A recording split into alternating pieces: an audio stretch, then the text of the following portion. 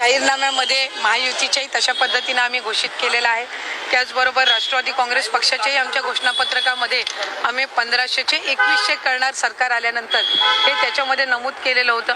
त्याच्यामुळे निश्चितपणाने कुठलाही एखादा शब्द ज्या वेळेला दिला जातो त्यावेळेला तो शब्द कधीही म्हणजे खोटा ठरत नाही किंवा कधी पडत नाही आणि त्याच्यामुळे आम्ही म्हटलं होतं 1500 देणार आणि त्यांच्या खात्यामध्ये ते मिळणार। त्यामुळे आम्ही जवळपास 5 महिन्याचे 7500 माझ्या सर्व लाडक्या बहिणींच्या खात्यामध्ये थेट जमा झाले।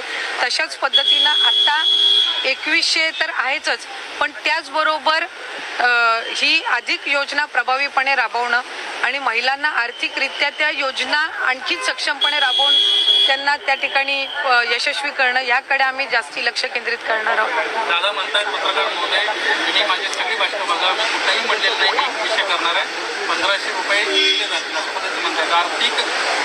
आर्थिक स्थिती आता महाराष्ट्राची सांभाळायची सगळ्या गोष्टी आर्थिक परिस्थिती सांभाळूनच कुठे ना कुठेतरी केल्या जातील, कारण शेवटी जी योजना आपण आणतो ती राबवली गेली पाहिजे। आज असंही कुठेही माता भगिनींच्या मनामध्ये शंका असता कामा नये की आता हे सत्तेमध्ये आलेले आहेत म्हणजे योजना बंद होणार आहे। योजना कायमस्वरूपी चालू राहणार आहे आणि कायमस्वरूपी चालू राहण्याच्या दृष्टिकोनातून जी योग्य ते पावलं उचलायची असतील ते नक्कीच महायुतीच्या सरकारच्या माध्यमातून उचलली जातील।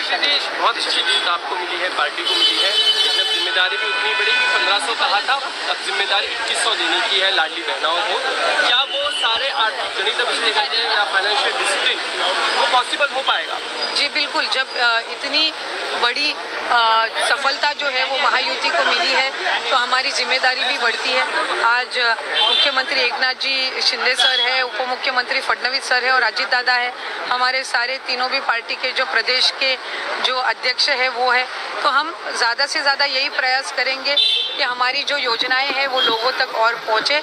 और जिस मुद्दों पे हमने ये चुनाव लड़ा है वो डेवलपमेंट का मुद्दा था, तो आज डेवलपमेंट के मुद्दे पे जब हम ये चुनाव लड़ रहे हैं, हमारी जो स्कीम्स है वो हम लोगों तक पहुंचा रहे हैं, तो हमारी ये जिम्मेदारी बनती है कि ज़्यादा से ज़्यादा जो हमारा राज्य है वो डेवलपमेंट के इसमें ही क्षेत्र में ही ज़्यादा से ज़्यादा जाना चाहिए और हमारे यहाँ पे और ज़्यादा इंडस्ट्रियल सर्किट बढ़ना चाहिए और ये योजनाएं हैं जो अच्छे से हमें ग्राउंड लेवल तक पहुँचानी है और इसी सब चीज़ों पे हम ज़्यादा कॉन्सेंट्रेट करेंगे।